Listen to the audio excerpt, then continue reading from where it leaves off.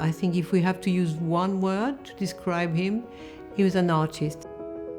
He wasn't thinking necessarily like a watch designer, he was thinking as an artist who was working within the constraints of watch design. What he cared about was making beautiful things. And that is what he did all his life. That was Gerald Genta.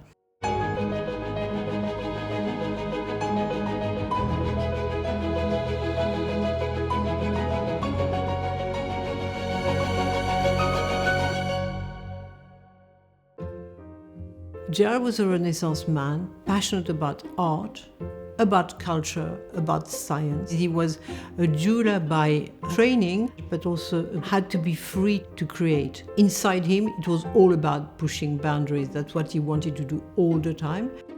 He felt like he didn't want any boss, and invented then his profession, which was that of watch designer, which didn't exist in those days.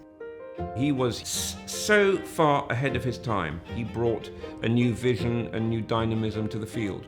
What I think is so important about this series of sales is that you are, in effect, getting the chance to sit at Genta's side as he designed these masterpieces.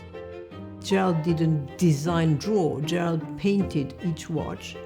All of that to him was art, and to touch it, to feel it is quite moving, but it was designed with so much precision that then they could be manufactured identical to the design. I can see why they called him the Picasso of watches, because Picasso was incredibly versatile throughout his career, throughout his art, and so was Gerald. There are the famous watches, of course, the Royal Oak, the Nautilus, the Disney collection, but then one sees the whole breadth of the man's genius. Clocks, pocket watches, all sorts of things that he did that people just aren't aware of.